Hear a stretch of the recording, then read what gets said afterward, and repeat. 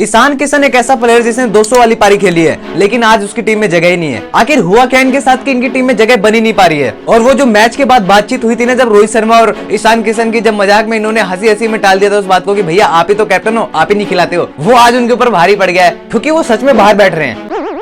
अगर इसकी वजह के बारे में जाने तो सुनने में आया है ना, ईशान किशन ने बीसीसीआई और हेड कोच अपने राहुल द्रविड़ की बात ना मानकर अपने आईपीएल कैप्टन हार्दिक पांड्या के साथ आईपीएल की तैयारी करने में ध्यान दिया, जिससे वो उनकी निगाहों में चढ़ गए। एक तरह से उनका कहना था कि भाई तू टीम से बाहर बैठा है ना, तो कम से कम तू जाकर रणजी ट्रॉफी वगैरह खेल, ताकि सबका ध्यान तेरे ऊपर आए और तू भी टीम में आ सके। लेकिन उस समय हमारे ईशान भाई को चाहिए थे पैसे, चुप कर बे, क्योंकि आईपीएल से पैसे ही मिलते हैं ना। आईपीएल 2024 के 25वें मैच के दौरान जब मुंबई वर्सेस आरसीबी का मैच था और मुंबई ने 7 विकेट से हरा दिया था आरसीबी को, तो उसमें ईशान किशन ने 34 बॉल में 69 रन मारे थे। और उसके बाद जब मैच के बाद वो प्रेस कॉन्फ्रेंस में गए और उनसे पूछा गया मीडिया द्वारा, तो ईशान किशन ने बताया कि उनको बीसीसीआई के कॉन्ट्रैक्ट सिस्टम से निकाल दिया गया है, जो कि इनको बताने की जरूरत नहीं थी, सबको पता ही था, क्योंकि नाम तो आगे थे ना, लिस्ट आ गई थी कौन कौन कॉन्ट्रैक्ट में है बीसीसीआई के और कौन नहीं है। उसी वक्त बीसीसीआई और राहुल द्रविड़ दोनों ने बोला था कि तुम रणजी ट्रॉफी खेलो, ताकि बीसीसीआई का दोबारा ध्यान तुम पर जाए और तुम्हें वापस टीम में लिया जाए। लेकिन उन्होंने ये सुना ही नहीं, क्योंकि आईपीएल में ज्यादा पैसे मिलते हैं रणजी ट्रॉफी के।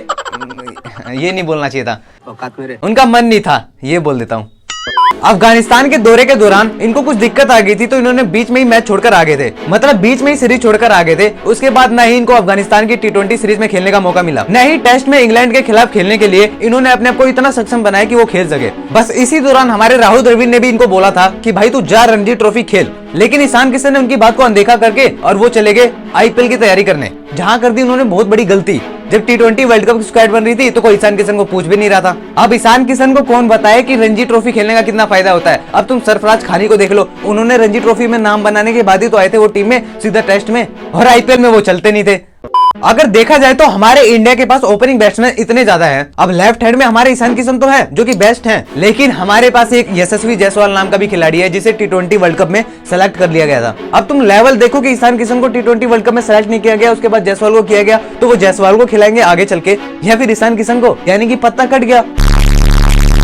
क्योंकि ओपनिंग के अलावा ईशान किशन किस में खेल सकते हैं? 4 नंबर पे खेलेंगे नहीं, सूर्या भाऊ 3 नंबर में खेल नहीं सकते, फिर खेलेंगे कहाँ वो? ऐसे ही बहुत अच्छे प्लेयर पड़े हैं जिन्हें खिलाने का कुछ समझ ही में नहीं आ रहा कि कहाँ खिलाए उनको, जैसे केएल राहुल, गैकवाड। और वैसे भी तुम ईशान किशन वर्सेस यशस्वी जायसवाल का कंपैरिजन करोगे, ईशान किशन तो बेस्ट है, लेकिन यशस्वी भाई उससे ज्यादा थोड़े से बेस्ट है, जब भी तो उनका टी20 वर्ल्ड कप में सिलेक्शन हुआ था। अब देखो ईशान किशन ने बेस्ट इनिंग तो बहुत सारी खेली है इंडिया के लिए, और जब जब उनको मौका मिला, जब जब उन्होंने अपने आप को अच्छा साबित किया, उनकी जो बेस्ट इनिंग में जो उनका पहला था इंडिया वर्सेस पाकिस्तान के मैच के दौरान एशिया कप में 2023 का वो जो तीसरा मैच खेला जा रहा था, तो टीम इंडिया ने टॉस जीतकर पहले बैटिंग का फैसला किया था। इस दौरान ईशान किशन ने 82 रन की पारी खेली थी, ये इनके करियर की सबसे यादगार पारी थी। तो ईशान किशन ने हार्दिक पांड्या के साथ मिलकर एक अहम साझेदारी निभाई थी ईशान किशन ने इंडिया के लिए उस वक्त जब रन की जरूरत थी। उन्होंने 81 बॉल में 82 रन की पारी खेली थी, जिसमें उन्होंने 9 चौके और 2 छक्के भी मारे थे। वहीं तीसरी पारी उन्होंने साउथ अफ्रीका के खिलाफ खेली थी वनडे मैच में, जब हमारे शिखर धवन कैप्टन थे। शिखर धवन भी जल्दी आउट हो गए थे। जो हमारे गिल थे ओपनर, उन्होंने 28 रन बनाए थे। फिर उसके बाद आए हमारे ईशान किशन, जिन्होंने एक बेहतरीन पारी खेली और 93 रन बनाए। वहीं उन्होंने सबसे ज्यादा 126 गेंदों में 200 रन की भी पारी खेली है, वो भी यादगार है, जिसमें उन्होंने 23 चौके और 9 छक्के मारे थे।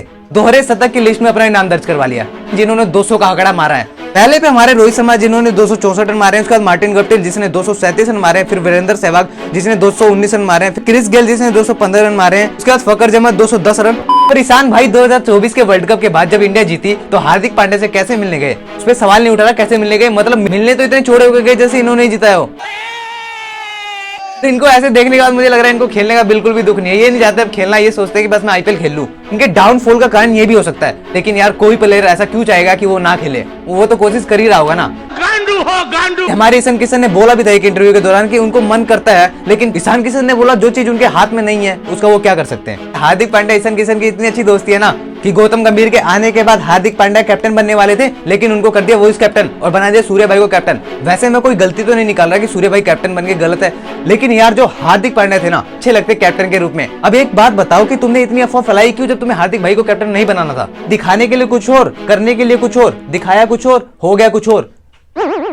मुझे लग रहा है हमारे गोती भाई केकेआर की टीम बना रहे, इंडियन टीम नहीं। कौन बोला कि हार्दिक पांड्या कैप्टन होते तो बात नहीं मानते गौतम गंभीर की, सूर्या भाई बात मानेंगे? ऐसा नहीं है, दोनों सही है। लेकिन सवाल एक उठता है कि गोती भाई अगर केकेआर की टीम बना रहे हैं तो जरे सैयद तुम्हारी वापसी होने वाली है। यार भाई खुश तो बड़े हो गए ना तुम, क्योंकि गोती भाई आ गए हैं अब कोच के रूप में और तुम्हारी होगी एंट्री। लेकिन ईशान किशन को टीम में आने के लिए रणजी ट्रॉफी तो खेलना ही पड़ेगा, ताकि वो अपनी फिर से टीम में जगह बना सके कहीं ना कहीं। तो अगर दोस्तों वीडियो को लाइक कर देना, चैनल को सब्सक्राइब कर देना।